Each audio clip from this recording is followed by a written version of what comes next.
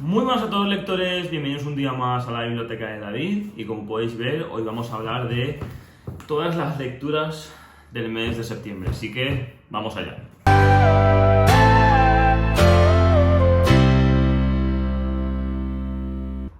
Lo dicho, vamos a hablar de todas estas lecturas que me he leído durante el mes de septiembre. Tampoco diría que son excesivas, son 10 libros, para mucha gente quizás son muchos, para otros son pocos. También estoy inmerso en un libro que estoy a punto de terminarme, que ha sido casi como 3 o 4 libros a la vez, que es Crimen y Castigo. Muchos ya lo estáis viendo por el canal también. Por fin termina, como aquel que dice, la época calurosa del año, aunque aquí en Valencia sigue haciendo un poco de calor. Los meses de más oscuridad, los meses de más fresquito, de estos que apetece un poco más leer, van a empezar, así que a ver qué tal se dan.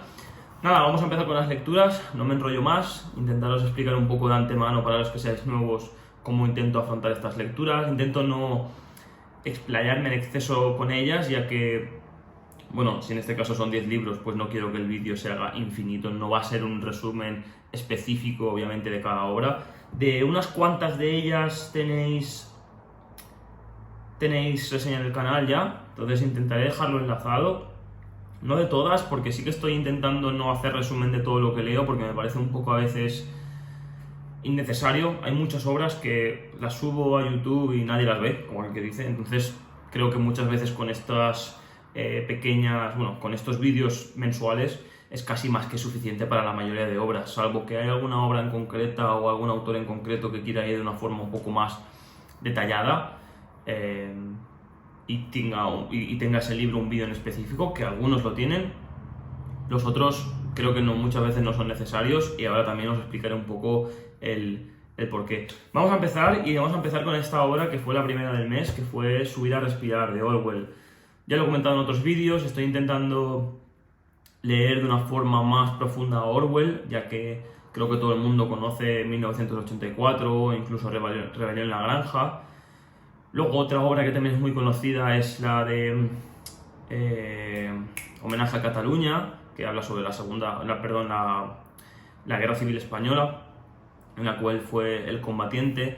Pero luego yo me quería intentar meter un poco más de lleno en toda la obra del autor, ¿no? Ya que creo que muchas veces, para entender sus obras más importantes, hay también que entender las que no lo son tanto. Y creo que Subir a respirar también, a ver, la misma contraportada un poco nos lo dice, deja un poco ya esa sensación de toda la frustración que Orwell tenía con el sistema.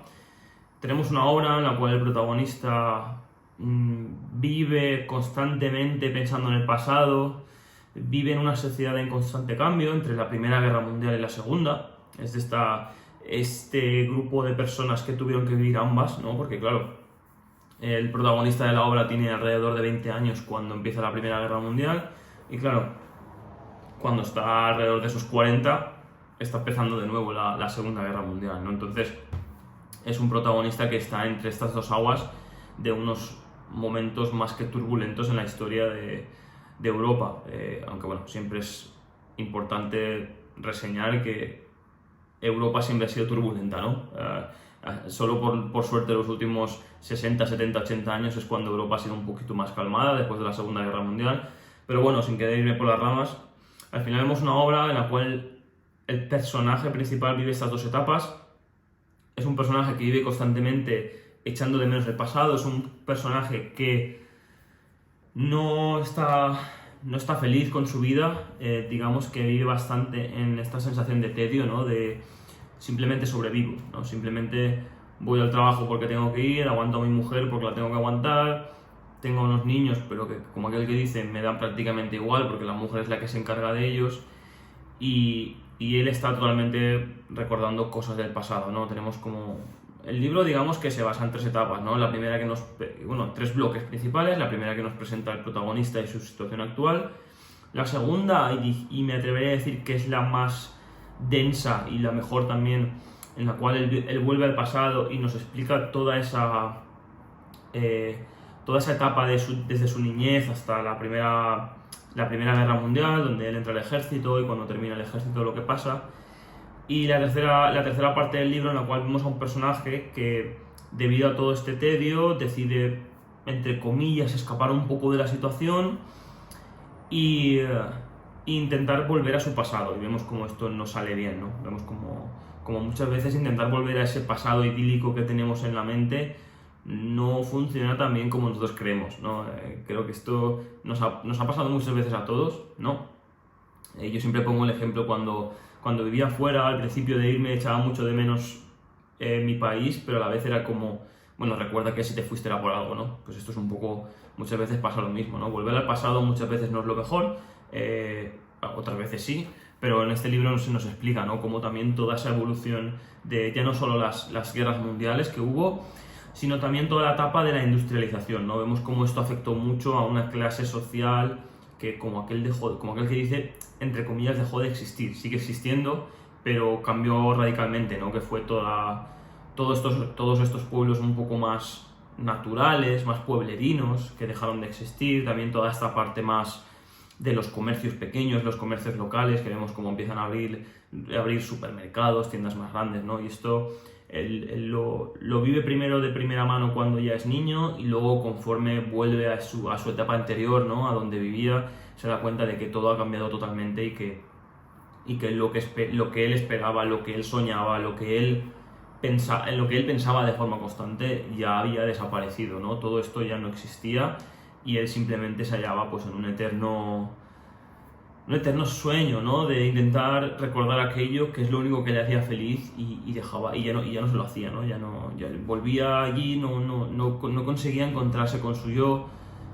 Es un libro que está, no sé, a mí me ha gustado, me ha dejado una muy buena sensación de boca. Es de estos libros que luego tenemos uno que lo hace de una forma un poco más, mucho mejor, ¿no? Pero es un libro de estos que notas que es una historia que realmente tampoco te lleva a ningún sitio. No es una historia magnífica, no te engancha por la historia, pero el propio Orwell lo cuenta todo muy bien, lo escribe todo muy bien y nos va dejando esas pinceladas de toda la parte política sobre todo, ¿no? Que luego él critica mucho más obviamente en 1984 y en Rebelión en la Granja. Por eso se dice que de alguna forma este es el preludio a aquellos libros, porque aquí él ya critica la política, ¿no? Ya critica esa situación de las guerras, de cómo esas clases, entre comillas, medias o incluso las clases pobres estaban pasando lo peor, o la crisis de identidad, ¿no? O cómo todo se iba perdiendo y bueno, me ha parecido un libro, como digo, bastante interesante, bastante... Si sois sobre todo fans de Orwell, si habéis leído 1984 o Rebelión en la Granja y queréis acercaros más a la literatura de Orwell, me parece un buen libro. Tengo un par más pendientes de él, creo que se llama Los días en Birmania y otro que se llama Que no muera la aspidistra, y pues bueno, a estos libros me acercaré pronto también, ya que como decía, quiero leer todo Orwell y me gustaría tanto de Orwell como del próximo autor hacer unos vídeos específicos. Y lo dicho, si os acercáis a este libro también tened en cuenta de que no tiene nada que ver con 1984, no es esta ciencia ficción, no es esta distopía, no tiene nada que ver, es una obra mucho más realista de algún modo a cómo se vivía y lo que se vivía en esta época, ¿no? en Inglaterra. Vamos ahora con dos libros seguidos, ya que son del mismo autor. Yo estos no los he puesto todos por orden, menos estos dos, ya que como eran del mismo autor he decidido hablar de ellos de una forma prácticamente conjunta. Y para luego que tampoco se me haga el vídeo excesivamente a largo, ¿no? Y estamos hablando de John Fante, y estamos hablando de Un año pésimo y de Llenos de vida. Me leí primero Llenos de vida. Como siempre, John Fante sigue con su estilo natural, pero creo que estos dos libros se diferencian en una cosa. En este libro me ha recordado mucho más a esa segunda o a esa otra forma de escribir que tiene John Fante, que es un poco más, ¿cómo decirlo? Un poco más limpia, no es tan sucia, no es tan cruda con la realidad. Tiene toques de humor un poquito más claros, no sé, creo que es una obra un poco más liviana, un poco más amena, si toda la parte cruda nos gusta, ¿no? Llenos de Fante se asemeja un poco más a el libro de La Hermandad de la Uva. También trata de una forma similar, aunque bueno, en casi todos los libros de Fante se trata, pero similar con la familia, ¿no? Vemos como tanto en Llenos de vida como La Hermandad de la Uva tenemos a un protagonista como ya más adulto, o sea, más adulto no, adulto, 40, sí, aproximadamente 40 años, pero bueno, en Llenos de vida, que me voy por las ramas, Vemos a un protagonista de aproximadamente 40 años que va a pedirle ayuda a su padre mientras su mujer está embarazada, ¿no? Entonces todo esto termina teniendo toques de humor, de cómo su padre, igual que en casi todas las obras, es pues un italiano cabezón que va a hacer lo que él quiera, da igual lo que el hijo le diga, y el hijo pues intenta sobrellevarlo de la mejor forma posible, y vemos muchas trazas de humor, ¿no? Como decía con el libro de Hermandad de la Uva. Entonces este libro es como un poco más, como decía, ¿no? Esos toques de humor, un libro un poco más... incluso para estos libros que se recomiendan para salir de un bloqueo lector, un libro que se lee solo y no se te hace crudo, ¿no? Porque no tiene esta suciedad de otros libros de Fante, como Un año pésimo sí que tiene. En Un año pésimo vemos a bueno, creo que está sobre los 16, 18 años, un adolescente pero ya adulto prácticamente, el cual su sueño es ser jugador de béisbol, pero él se da cuenta de que las circunstancias marcan lo que él puede llegar a ser, ¿no? En esta parte vemos una relación más cruda con su padre, también por un tema de la edad. Es que esto, al final, este tipo de obras reflejan mucho la realidad. Yo, claro, a lo mejor no todo el mundo, ¿no? Pero yo que he sido un niño de 18 años, bastante complejo, ¿no? Sobre todo en mi adolescencia, pues puedo entender esta relación que John Fante expresa en sus libros en relación con su padre, ¿no? En cuanto a esta sensación complicada de que su padre quiere que sea un hombre de bien, que tenga un trabajo fijo, ¿no? Que se va a ir a la obra con él lo antes posible, ¿no? Que esto es lo que pasa en Un año pésimo. Y en cambio, Molís, que es el protagonista, igual que la Hermandad de la Uva, que esto es como otro alter ego de Fante que parece que he usado, yo no lo sabía, pero parece que utiliza dos. Por una parte tenemos el de Arturo Bandini y por otro tenemos a Molís, creo que es, no, Dominique Molís. Vemos este problema, ¿no? De un niño, un adolescente adulto que sigue soñando, que sigue intentando ver un futuro diferente al que su familia ha tenido en cuanto a temas laborales, ¿no? Ser jugador de béisbol en este caso, y poder salir de ese círculo de inmigrantes italianos que se dedican a la construcción, etcétera, etcétera. Y por otra parte vemos a su padre que lo que quiere es que ponte a trabajar y déjate de líos, que en la casa se necesita dinero, y esto es lo que hemos hecho todos toda la vida, los italianos, los inmigrantes italianos, y esto es lo que tú tienes que hacer porque va en tu sangre, ¿no? Y tienes que ser un currante. Este libro me ha gustado bastante, creo que me ha gustado más creo que me gusta más personalmente la parte más sucia de Fante, me gusta más esos... no sé cómo decirlo, es como, aunque Llenos de vida me siga gustando, aunque toda la parte de Fante que es un poco más, entre comillas, humorística, me gusta más su parte sucia, me gusta bastante más toda su parte de realismo sucio, en la cual muestra los problemas reales que tenemos en la vida, ¿no? Y cómo llevarlos a cabo. Lo dicho, son dos libros diferentes, depende qué aproximación queráis a Fante, pues tendréis que elegir uno u otro. Vamos a pasar con un libro totalmente diferente, es uno de estos que se cuela todos los meses en mi lista de novelas o de literatura en general, y es que vamos a hablar de un libro de filosofía, El existencialismo es un humanismo. De este sí que tenéis un resumen en el canal, podéis ir allí, a ver si lo puedo dejar por aquí arriba enlazado, y así podéis verlo de una forma un poco más detallada. Para intentar explicar un poco por encima, yo quería leer a Sartre. Yo, como a lo mejor ya lo sabéis y si no os lo explico, a mí siempre me ha gustado mucho la filosofía y siempre he tendido mucho a la filosofía estoica. Creo que la filosofía estoica en general, a grandes rasgos, es una muy buena filosofía a la hora de entender el mundo, de entender la vida, y ya no solo eso, sino de intentar tú como persona acoplarte de la mejor forma posible a la vida, ¿no? Es decir, cómo manejar esas olas de la vida, ¿no? Esto es lo que el estoicismo nos explica a grandes rasgos. Dicho eso, pues uno intenta aprender un poco más de filosofía en otros ámbitos, y yo llegué un poco al existencialismo de la parte de Albert Camus.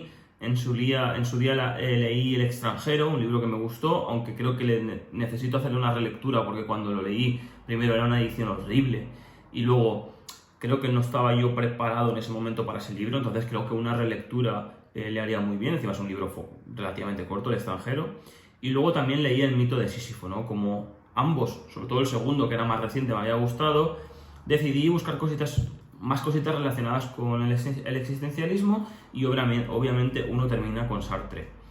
De Sartre yo tenía muchas ganas de leer La náusea, pero es un libro que me ha costado mucho encontrar de segunda mano y por eso pues he ido dejando, ¿no? Porque como sabéis, prácticamente siempre yo solo compro de segunda mano por un tema económico. Al final si leo 10 libros al mes también, si te cuestan 20 euros por libro, te gastas 200 euros. De esta forma, de segunda mano, pues te cuesta mucho más económico, ¿no? Pero de todas formas, conseguí hacerme con este libro de segunda mano y me ha parecido una aproximación perfecta, sin haber leído otros, pero creo que desde mi punto de vista, por todo lo que yo he leído a día de hoy de filosofía, una aproximación perfecta para lo que es el existencialismo de la mano de Sartre, que es uno de los mayores exponenciales del existencialismo, ¿no? Sartre, creo que uno de los puntos principales que yo veo en este libro del existencialismo es un humanismo, es que intenta hacernos ver que el existencialismo no es esta filosofía que muchas veces se cree de tienes que aceptar el mundo como es y ya está, ¿no? En plan de yo estoy aquí, yo paso de todo y lo que me tenga que venir, que venga, que a mí me da absolutamente igual.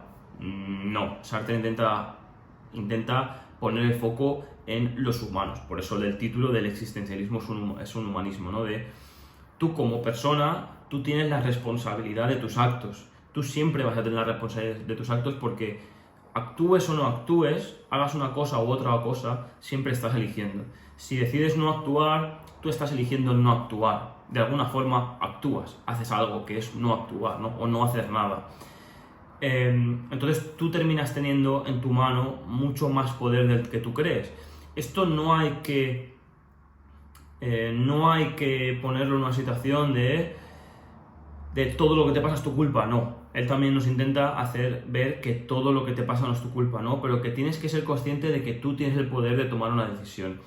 Pone un ejemplo y lo voy a intentar explicar vagamente, ya que tampoco lo recuerdo palabra por palabra, pero digamos que hay como un personaje, un joven, que está dudando entre si ir al ejército o si quedarse en casa con su madre porque su madre vive sola y él tiene que cuidarla, ¿no? Entonces él pide ayuda para elegir, pero al final, claro, el mismo Sartre le dice, es que depende a quien tú le preguntes, te va a decir una cosa u otra, ¿no? Si tú vas al cura y el cura es más antiguerra, pues te va a decir que no vayas. Si es más proguerra, pues te va a decir que vayas, ¿no? Si vas a preguntarle al profesor, pues lo mismo. Si vas a preguntarle a otro, pues lo mismo. Al final vas a dejarte llevar por las decisiones de otros en lugar de por las tuyas. Así que decide tú, porque hasta que no decidas, no vas a saber si lo que has hecho es correcto o no. Incluso aunque decidas y aunque pase algo malo, si tú decides irte al ejército, aunque suceda algo malo, tampoco tiene por qué haber sido una mala elección, porque las malas elecciones no se basan en, ¿cómo decirlo? Una mala elección no es per se una mala elección porque haya tenido un resultado malo, ¿no?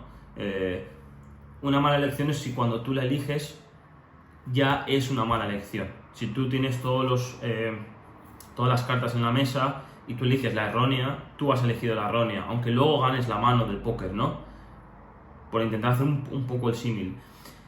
Entonces, digamos que en este punto dice, no, elige, tienes tú que elegir. O sea, tú no puedes estar bloqueado y dejar de elegir, no, tú tienes que elegir.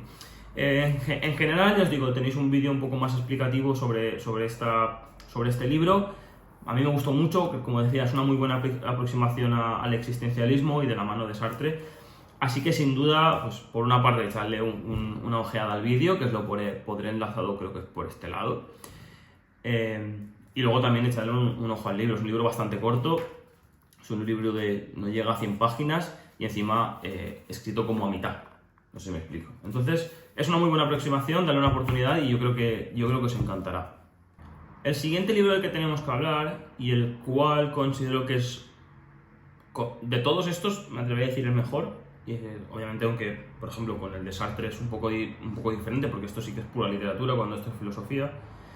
Y es que estamos hablando de Stoner, de John Williams. Este es un libro que también tenéis un resumen en el canal, así que podéis ir a echarle un vistazo, estará por aquí también la etiqueta. Creo que analizar este libro es como muy fácil y muy complejo a la vez, ¿no? Creo que Y yo hace poco en un reel lo comentaba, ¿no? Que creo que es uno de estos libros que realmente te demuestra lo que es la buena literatura. Porque sin contarte mucho, o sea, al final estamos hablando de un personaje, un profesor de universidad, en el cual se nos cuenta prácticamente su vida entera, ¿no? Desde que es un adolescente, no sé si empieza cuando es un niño, pero bueno, un adolescente, porque al final es cuando empiezan a pasar cosas, adolescente adulto, hasta el día de su muerte, ¿vale? Esto creo que no es spoiler, porque creo que cuando estáis leyendo el libro podéis ver hacia dónde va. El tema es que es un personaje al cual le sucede poco, es decir, es un profesor de universidad, le pasan algunas cosas, etcétera, etcétera. Un personaje relativamente estoico, porque sí que es verdad, esto lo escuchaba luego estuve escuchando un podcast relacionado con el libro también, una vez leído, y había un punto que yo consideraba algo similar, ¿no? Y es como hay algunas situaciones en las que tú estás leyendo el libro y es como le pides al personaje y le pides a Stoner, como habéis visto este meme de con un palito, haz algo, ¿no? Pues un poco igual, porque no, o sea, es que no creo que esto se malinterprete, pero tú te estás leyendo la obra, ves a un personaje que le están sucediendo cosas de las cuales parece que él puede escapar de una forma relativamente sencilla, ¿no? Aunque tenemos que entender que el libro está basado en hace 100 años aproximadamente, entonces son culturas totalmente distintas, pero vemos como es un personaje muy estoico, pero a la vez la sensación de decir, oye, haz algo, ¿no? O sea, ¿por qué no intentas salir de esta situación? Pero vemos como él principalmente se resigna, por decirlo de alguna forma, decide que esa es la vida que tiene que vivir y va hacia adelante. Pero dicho todo esto, siendo una obra de un personaje al cual no le sucede prácticamente nada, porque creo que en esto es algo muy similar a Subir a Respirar, ¿no? Aunque Stoner lo hace de una forma bastante mejor. Sí, no dejando de lado a Subir a Respirar, porque si Subir a Respirar es un 8, es que esto en lo que hace es un 10. O sea, me parece muy complejo hacer lo que hace John Williams en Stoner de una forma mejor. Y es que, como yo comentaba, que es lo que estaba diciendo en un reel, creo que es el claro ejemplo de cómo la literatura es el cómo, no el qué, ¿no? El cómo está escrito, el cómo un libro está escrito es lo que a ti te hace quedarte en ese libro. El qué está sucediendo muchas veces te da igual. Un buen autor te puede estar hablando de cómo hacerse una taza de café o de té durante 3 páginas y tú te quedas embobado leyéndolo. En cambio, un mal autor te puede estar explicando la caída de la quinta venida de Cristo o la que sea, te lo puede estar explicando y tú puedes estar en plan de qué tostón, me está gustando esto, que no me interesa, no sé cuántos. Entonces, por eso digo que esto no es la clara representación de esto, porque la forma en la que está escrito es maravilloso, ¿no? Yo no sé cómo lo hace, es esta sensación de cuando lees un libro bueno que te da la sensación, un libro como este que te da la sensación de decir, yo esto quizá podría hacerlo, ¿no? Pero luego, obviamente, no puedes, o sea, no puedes escribir esto, porque es como el libro te va llevando de una forma armoniosa. Creo que, obviamente, también usa mucho lo que yo en su día estudié en marketing y se estudia mucho, que es la parte del viaje del héroe, pero lo hace de una forma como muy suave, muchas veces, muy sutil. Tú no te das cuenta de que te lo está haciendo, te das cuenta más o menos, pero vemos como el libro está de una forma enfocado como todo el rato una montaña rusa, ¿no? Que va muy despacio, porque la forma en la que está escrito te tiende a ti a estar calmado, no se altera, el lenguaje es muy puro, el lenguaje es muy, muy sutil, tiene momentos de tensión, obviamente, porque tú estás viéndolo y dices, uy, aquí va a pasar algo, uy, ¿por qué no reacciona, ¿no? Y el personaje también vemos que en algunos momentos reacciona, sobre todo en los momentos que están más relacionados con su trabajo, ya que vemos como para él su trabajo es su vida, ¿no? Es su personalidad. Y esto lo podemos ver de primera mano, pero vemos como esta montaña rusa de pasa algo bueno, pero esto pasa algo malo, pero vuelve a pasar algo bueno, pero le va a llevar algo malo, ¿no? Y vemos esta vida, y vemos un personaje bastante calmado, salvo en puntos muy específicos, pero muy, muy poco específicos, un hombre muy noble, un hombre muy, muy fiel a sus principios. Y es que es lo que digo, es una obra compleja de analizar por lo perfecta que a mí me parece, ¿no? Esto es una obra maestra, quiero decir. Y creo que es, de nuevo, como yo escuchaba en este podcast, que creo que se llama Cabeza de Libro, porque si queréis ir a echarle un ojo, si alguien me tuviera que decir qué libro recomendarías a todo el mundo, sería este, ¿no? Creo que este es un libro que a todo el mundo le puede gustar, porque no es difícil de leer, te deja llevar, está escrito de una forma magnífica. Lo que sucede, aunque parezca una vida común y corriente, te tiene todo el rato con la sensación de quiero saber qué le va a suceder otra vez a Stoner. Lo dicho, es que es muy complejo decir mucho más de este libro sin hacer spoiler, y intento, sobre todo en estos vídeos que hablo de los libros un poco más por encima, intento no hacer spoiler, pero esto es una obra maestra, esto hay que leerlo y no hay más, no hay más que eso. La siguiente obra, aunque es bastante diferente a la anterior, tiene algo en común, ¿no? Y es esa relevancia que tiene a nivel cultural, ¿no? Aparte de ser una muy buena obra. Estamos hablando de La casa de Bernarda Alba, de Federico García Lorca. Son dos obras totalmente diferentes, no voy a hacer ningún tipo de comparación, pero sí que creo que son dos obras maestras dentro de lo que hacen, ¿no? La casa de Bernarda Alba, también, de nuevo, tenéis un vídeo específico de este libro en el canal. Es un libro que al final, bueno, mejor dicho, es una obra de teatro, esto hay que entenderlo. Al final es una obra relativamente corta. Yo también sabéis, como comentaba en otros vídeos, que yo tampoco es la primera obra de teatro que leo, así que no puedo opinar desde una forma excesivamente específica sobre ello, o llamadlo como queráis, ¿no? Pero no tengo ningún tipo de, entre comillas, autoridad sobre esta obra, ¿no? O sobre cuál es su relevancia, ¿no? Su calidad a nivel comparativo, pero obviamente es una obra que ha sido muy relevante en las lenguas españolas, tanto por el autor como por la importancia de la misma y la calidad. Como digo, como tengo un vídeo específico, voy a intentar no irme demasiado por las ramas. Al final tenemos una obra que está principalmente protagonizada por mujeres. Tenemos a Bernarda Alba, tenemos a su madre, que es una persona prácticamente senil, anciana, y a sus 5 hijas, ¿no? Y al fin y al cabo, la obra lo que nos intenta transmitir es cómo se vivía en todo este entorno rural hace aproximadamente 100 años. Porque la obra fue escrita en el 36, aunque sí que es cierto que no se publicó en el 36, aunque con todo el tema franquista y tal, pues estuvo bastante perdida. Pero bueno, se empezó a reproducir a partir del año, si no me equivoco, 50 o una cosa así en España, ¿vale? Como les decía, en el vídeo específico tenéis más datos sobre esto. Y volviendo a la obra, que siempre me acabo yendo por las ramas, vemos como la obra se basa en un entorno totalmente rural, en un entorno totalmente patriarca, y en el cual vemos como la madre misma, que es de alguna forma la matriarca, que se acaba de quedar viuda, hace a su vez de patriarca, ¿no? Pero claro, y yo esto lo comentaba en el vídeo específico sobre el libro, y es que aunque muchas veces parece o puede llegar a parecer que la madre está haciendo como que ha absorbido ese patriarcado, ¿no? Y es ruda con sus hijas porque se cree esto, realmente la sensación que puede llegar a dar que es esta, pero creo que más allá de eso, su madre lo que intenta es protegerlas, ¿no? Ya que su madre no les deja hacer absolutamente nada, son mujeres que están totalmente restringidas adentro de la casa. Si se casan con alguien tiene que ser totalmente vírgenes, tiene que ser dentro de un consenso, ¿no? Con los padres, etc. Y esto es algo que vemos en la obra, pero claro, mi sensación es que la madre, Bernarda Alba, no es que esto realmente ella lo quiera, ¿no? Es algo que intenta hacer porque quiere proteger a sus hijas, porque sabe qué es lo que hay ahí fuera, porque sabe lo que es el patriarcado, ¿no? Entonces, ella simplemente quiere que sus hijas tengan un buen futuro, y para tener un buen futuro tienen que pasar por todo esto. No me voy a enrollar mucho más porque tenéis un vídeo específico. Me ha gustado, para ser la primera obra de teatro me ha parecido mucho más sencillo de leer de lo que yo podía suponer, porque yo, como nunca me había metido a leer teatro, pues yo pensaba, bueno, esto va a ser complicado, me va a resultar prácticamente imposible leer teatro, etcétera, etcétera.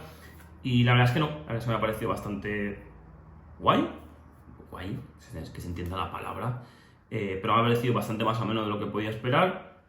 Sigo pensando que este tipo de obras es normal que se estudien en el colegio cuando tienes 14, 15, 16 años, pero me parece complejo que una persona, o un niño, un adolescente de 16 años, le pueda sacar todo el jugo a este tipo de obras. Entonces entiendo que se tengan que estudiar, pero también entiendo que valga la pena releerlas cuando tienes 30 años o la edad que tengas, porque creo que hay muchos toques políticos, sociológicos, feministas, patriarcales, llamadlo de 1000 formas aquí, que me parece bastante complejo sacar en clave cuando tienes 16 años. Aunque el profesor te lo explique, tú estás en otra cosa, ¿no? Normalmente. Entonces, aunque aunque lo hayáis leído en clase, si estáis viendo esto desde España, porque tampoco sé si esto se lee en Latinoamérica, darle una oportunidad cuando seáis más adultos, porque vale la pena.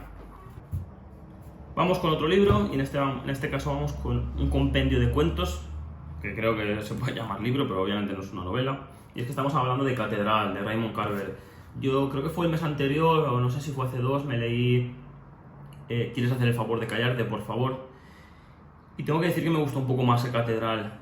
Yo he visto que mucha gente pone el Catedral por encima. No sé si a mí me gustó más el de ¿Quieres hacer el favor de callarte, por favor? Que porque era mi primera introducción al autor, y esto muchas veces te hace como pues, ver la obra de una forma diferente, porque estás descubriendo a un nuevo autor, porque estás descubriendo una nueva forma de escribir, porque yo tampoco es que sea una persona que haya leído 1 millón de cuentos en mi vida, ¿no? Como podéis ver en general en el canal leo muchos más novelas que cuentos. Claro, entonces yo llegaba al libro de una forma de como casi virgen en muchos aspectos, entonces aquel me gustó más. Catedral me ha dejado un poco a deber, es un libro que obviamente no voy a suspender, es un libro que tiene cosas positivas, pero creo que no tiene esa sensación de realismo sucio que tiene el de ¿Quieres hacer el favor de callarte, por favor? Creo que me pasa un poco con lo que yo comentaba de las obras de Fante, ¿no? A mí la parte de Fante de realismo sucio me gusta más que la otra. La otra no implica que sea mala, simplemente es diferente, pero a mí me gusta mucho más el realismo sucio. Entonces, yo puedo decir que una obra es buena, pero que me ha gustado más otra, ¿no? Y creo que este es el caso. Catedral sigue demostrándonos a ver, tiene muchas similitudes con el de ¿Quieres hacer el favor de callarte, por favor? ¿No? En cuanto a trata problemas del día a día, trata situaciones del día a día de las personas, pero mi sensación constante era que esa parte que a mí me gusta del realismo sucio, que es tenerte todo el rato como en una sensación de tensión porque los protagonistas están en problemas, pero problemas del día a día, es decir, que tu marido o que tu mujer te estén haciendo sentir incómodo por algún motivo, ¿no? O que haya cosas que no se acaben de entender, incluso un poquito esta sensación de suspense. A mí esta parte me gusta más que la que vemos en Catedral, que siguen siendo problemas del día a día, pero no me transmitió eso, no me terminó de transmitir esa sensación de suspense o tensión o crudeza, ¿no? Creo que Catedral esto lo pierde, o al menos a mí me dio la sensación. Sigue siendo una muy buena aproximación a Carver, sigue siendo un muy buen libro, pero ya os digo, a mí, no sé, me da la sensación de que no estaba a la altura del otro. Lo digo, de nuevo, porque creo que esto es muy importante. Quizás porque a mí ya no me ha sorprendido. Quizás porque a mí me ha pillado en un momento diferente. No lo sé. Pero, aunque es un muy buen compendio, yo quiero leerme también todo lo de Carver. Quiero leerme el de qué hablamos cuando hablamos de amor, y creo que tiene un 4.º compendio, pero no me acuerdo del nombre. Yo me los quiero leer todos, porque al final me gustan este tipo de cuentos, me gusta este tipo de literatura. Y quiero ver qué otras cosas ha hecho Carver, ¿no? Si se aproxima más al de ¿Quieres hacer el favor de callarte? O al de Catedral. Decidme vuestra opinión, porque yo sé que mucha gente prefiere Catedral a el otro que estaba comentando, así que decídmelo vosotros y a ver en qué punto estamos.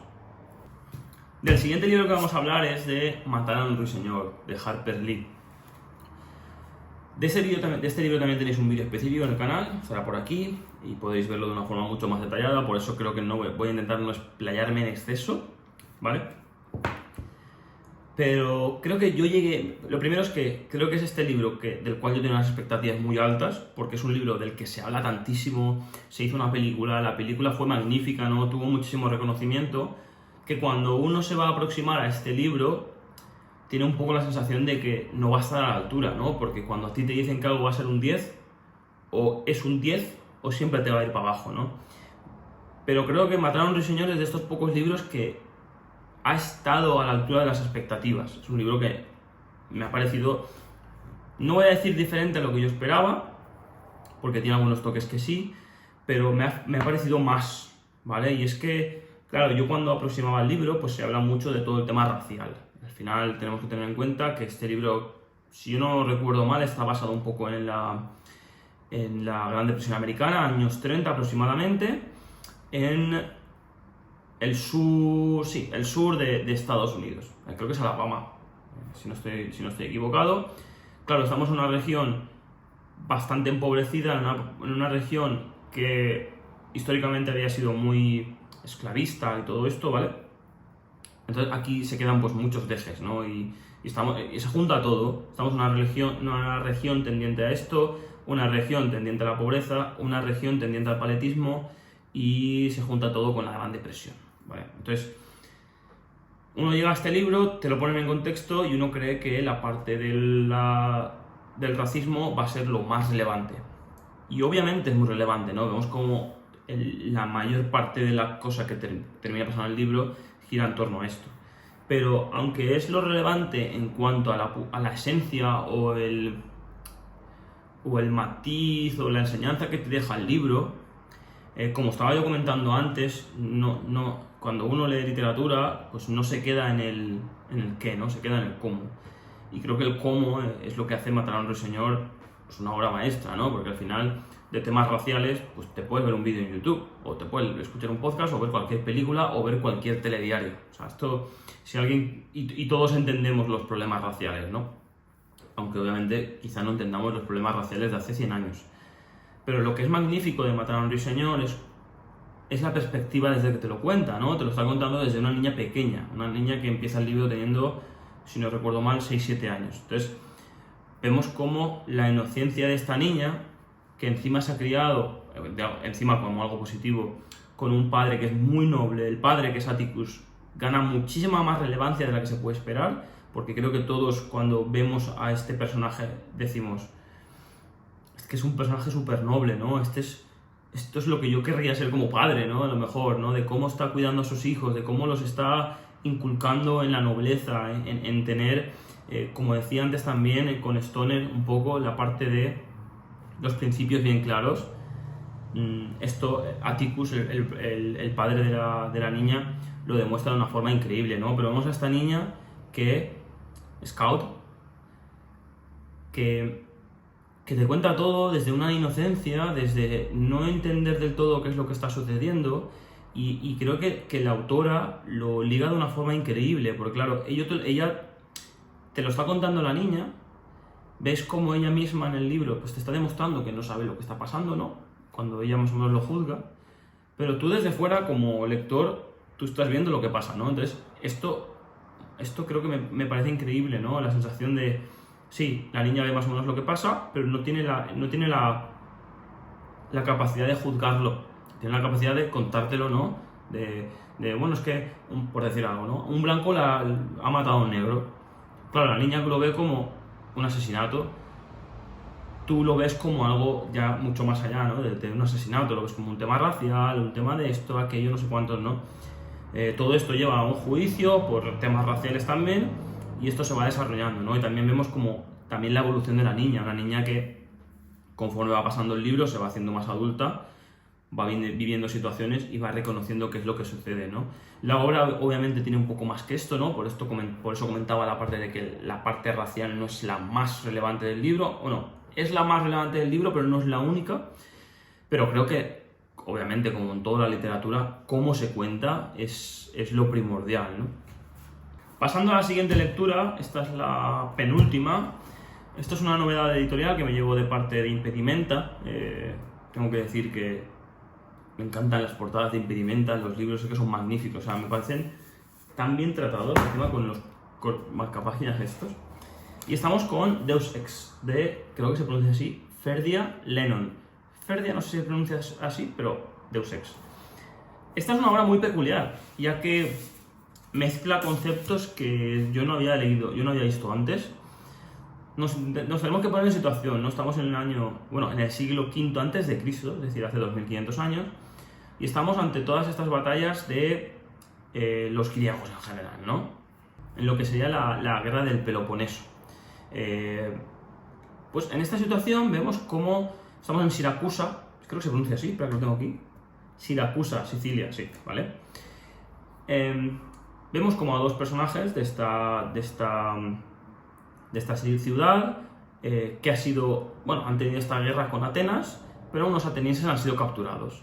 Pues tenemos a estos dos personajes, el principal que se llama Gelón, pero bueno, tenemos a Gelón y Lampo, ¿no? Son los dos personajes principales, pero vemos como los dos son un poco caóticos, ¿no? Uno de ellos está en paro, son como muy diferentes entre ellos, vemos como esta amistad de niñez, ¿no? Esta amistad que tú tienes con una persona desde que tienes toda la vida, que cuando eres adulto eres totalmente diferente a la otra persona, ¿no? Que dices, tú te das cuenta también si lo analizas de, si yo conociera a alguien como él hoy, no sería amigo jamás. Pero como tienes todas las amistades desde pequeño, te unen tantos lazos inseparables y obviamente sigues siendo amigo de esa persona, ¿no? Pero eres muy diferente. Pues vemos este tipo de estos dos personajes, ¿no? Que son muy diferentes entre ellos, pero de alguna forma se llevan muy bien y se complementan. Y estos dos personajes, pues terminan siendo caóticos, ¿no? Vemos como ellos ellos no, la ciudad de Siracusa ha capturado a unos cuantos atenienses, y estos dos, pues son bastante curiosos, van a los esclavos, bueno, sí, más o menos esclavos, están encerrados, básicamente, ¿no?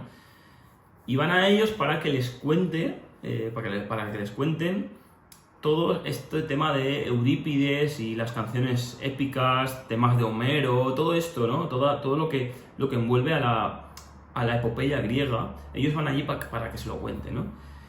Y van sucediendo cosas, consiguen dinero, intentan hacer una representación de teatro y van pasando formas de forma constante. Y esto, obviamente, por si no se ha entendido aún, está todo tocado de humor. Es un humor, ironía, sarcasmo, toda esta sensación de humor en general salpica la obra totalmente. A mí, obviamente, me recuerda de alguna forma a la guía del autostopista galáctico. Creo que nada puede estar a la altura de Guía del autostopista galáctico. Creo que me parece la obra cumbre del humor y del humor absurdo, ¿no? Y sobre todo este tipo de humor que tú no te esperas, ¿no? Cuando tú ves que el humor no va a llegar, que obviamente eso es el humor bueno, me parece increíble en Guía del autostopista galáctico. Este libro lo hace magnífico. Obviamente mola también porque son como los dos extremos, ¿no? En un libro tienes situaciones en las que hay extraterrestres, ¿vale? ¿No? En las que vives en un mundo, vas en naves espaciales y tal, y en esta estás en el año casi cuando la civilización empezaba de alguna forma, ¿no? En el año, en el siglo V antes de Cristo. Y me parece muy guay este contraste porque ves cómo el humor se puede hacer en todas las formas, ¿no?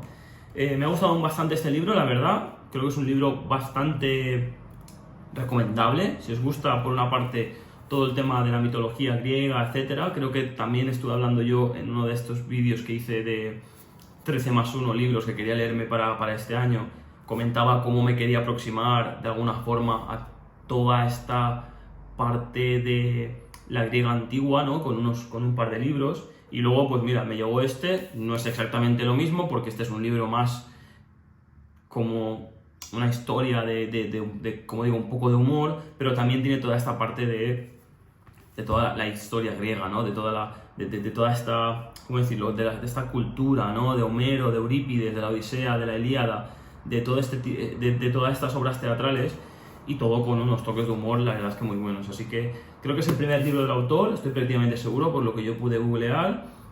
Oye, si os gustan este tipo de novelas que son así un poquito más graciosas y tal, pues yo creo que puede ser una muy buena aproximación a esta obra, ya sabéis, Deus Ex, de Impedimenta, Ferdià Lennon, muy recomendable.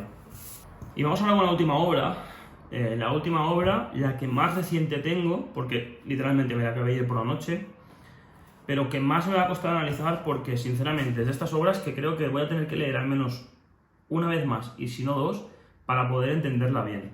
Así que voy a pasar por ella de puntillas, ya que si alguien me la puede explicar, que lo haga, porque a mí la verdad es que me ha dejado como un poco patituerto. Y es que estamos hablando de Océano Mar de Barico. Yo leí en su momento Seda, tiene algunas características similares, y Seda me gustó, ¿no? También es un libro bastante más corto. Este libro tiene 200 y pico páginas, esto es una novela, como Dios manda, y Seda es un libro cortito, no sé si tiene 70-80 páginas, pero encima te lo lees en media hora, ¿no? Esto es un libro totalmente diferente. Tiene características similares. Vemos cómo Barico sigue escribiendo una novela, pero de una forma poética, ¿no? También tira mucho de recurso de repetición, que aunque pueda ser algo que se pueda entender como negativo, a ti en la obra te lleva a un ritmo muy poético. Y a mí personalmente, el problema que tengo con la obra es que tenía la sensación de que no saber qué estaba pasando. No saber totalmente qué estaba pasando. Vemos como la obra intenta tocar muchos palos, ¿no? La parte del amor, la parte filosófica, la parte, ¿cómo decirlo?, del destino. Toca muchas cosas, todas rodeadas del mar, porque tenemos un par de personajes que han terminado por diferentes circunstancias cerca del mar y terminan también en barco, etcétera, etcétera. Pero yo creo que lo relevante de la obra, y por eso me ha costado tanto, es que no sé deciros si es una obra recomendable o no, porque es que de verdad la terminé anoche y no tengo ninguna idea de decir no sé si la he terminado de entender. O sea, y es que usa muchas cosas el autor aquí que yo no soy capaz de comprender. Así que es que no puedo profundizar en esta obra. Ya os digo, a veces uno se queda un poco frustrado con algunos libros porque no sabe qué ha pasado, ¿no? Y esto es algo que me ha pasado en esta obra. No sé si es porque la forma en la que está contando no me termina de llegar, no sé si es porque es una obra muy compleja y yo no la he podido entender. Si alguien la ha leído, por favor que me lo digan en comentarios. Intentaré releerla pronto, pero es que o sea, no sé, no puedo tener mucha opinión porque sí, es una obra muy poética, es una obra que no voy a decir que se lea difícil porque la obra te lleva y ese estilo poético que tiene te ayuda a seguir avanzando porque te crea mucha curiosidad, pero a la vez mi sensación es que la obra está como mezclada de una forma con los personajes que yo sinceramente, como digo, no he terminado o no he podido terminar de entenderla, ¿no? Así que no puedo analizarla en profundidad, no puedo dar una opinión de ningún tipo, prácticamente, sobre esta obra. Y lo dicho, si alguien la ha entendido, que me lo diga en comentarios y no sé, que me la explique. Si alguien me la puede explicar, yo estaré encantado. Nada, gente, esto ha sido todo. Tenemos muchos libros este mes, tenemos estos, ahí he dejado algunos. Como ya sabéis, como he dicho, tenéis otros, de muchas de estas obras tenéis vídeos específicos que intentaré dejar enlazados en el momento del vídeo en el cual hablo del libro. Y nada, esto ha sido todo. Como siempre os digo, debajo en la cajita de descripción vais a tener un link a la página web por una parte si queréis ver resúmenes de una forma más detallada, y también sobre todo a la cuenta de Instagram en la cual subo contenido de forma diaria. Y sobre todo también, como siempre y más importante, si os gustan este tipo de vídeos, agradezco mucho un like y sobre todo también una suscripción, ¿no? Porque así podéis ver cómo subo cositas de forma casi diaria, y si no, pues todas las semanas tenéis 2 o 3 vídeos seguros, más shorts, más cualquier cosa. Así que nada, muchísimas gracias como siempre y hasta la próxima, gente. Chao.